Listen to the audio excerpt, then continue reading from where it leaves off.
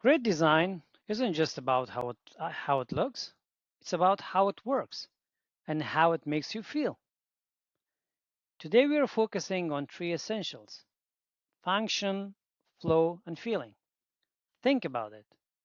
A kitchen can look beautiful, but if you can't open the fridge properly, which is function, or the walkway feels cramped, which is flow, or the space feels cold and empty, which is feeling, buyers notice. Good design makes life easier and makes people feel at home. So, to design homes that sell, we focus on three key pillars. The first one is feeling.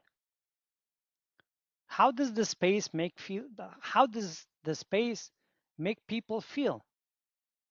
Example, a cozy living room with a fireplace creates an inviting vibe. Second one, flow. How does the space function in daily life? An open kitchen that seamlessly connects to living areas promotes interaction. The third one, function. Does it serve practical needs? A kitchen with ample counter space makes cooking much more efficient. When flipping, getting these right elevates your property, creating a space people want to live in. So now we're going to talk about every single one of them. Let's start with the function, which is basically does it work? Does the space work?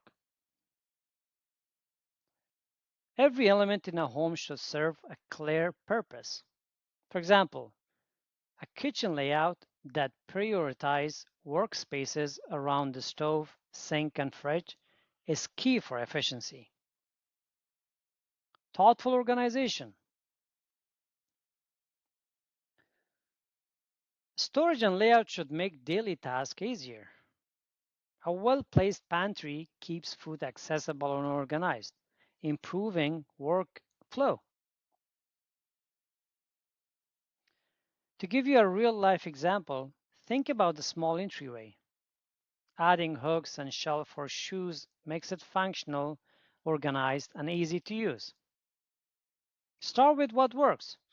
Identify the practical needs first, and then design the layout to support those needs.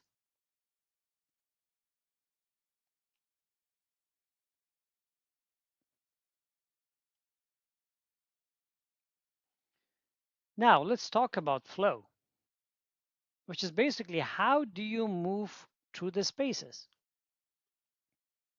And spaces should seamlessly connect. For example, one of the practical example can be opening up the kitchen to the living area with wide doorways or pass-throughs. This creates a clear flow between spaces, making it easier to move from cooking to entertaining.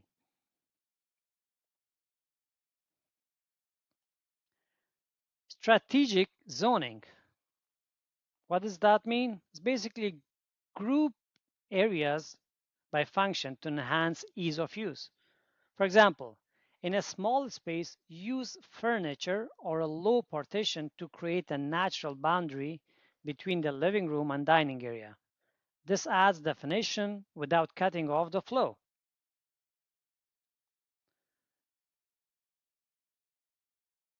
The other one is a structural openness. What does that mean? It's basically balancing open spaces with functional boundaries. And as a practical example, use a kitchen island or a breakfast bar to create a division between kitchen and living area while maintaining an open, airy feel. And the last one, movement guides. Designs with pathway that guide how people naturally move. So practical example, make sure that there is enough space between furniture and no obstruction in high traffic areas. Ensure that doorways, hallways, and corridors are wide enough for smooth movements.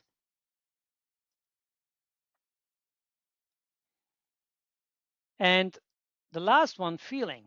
How does it make you feel? How the space makes you feel? First element of that is light. Natural light transforms a space, making it feel open and inviting.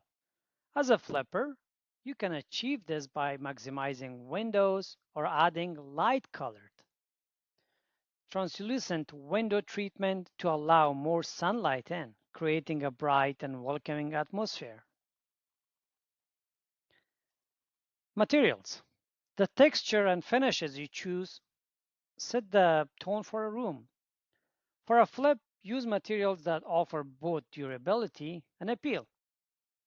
Think, think like engineered hardwood floors, sleek countertops, and quality cabinetry that balance elegance with functionality. Scale. The proportion of furniture and the space affects how comfortable and usable the space feels. Ensure furniture fits the space, avoiding oversized pieces that crowd the room.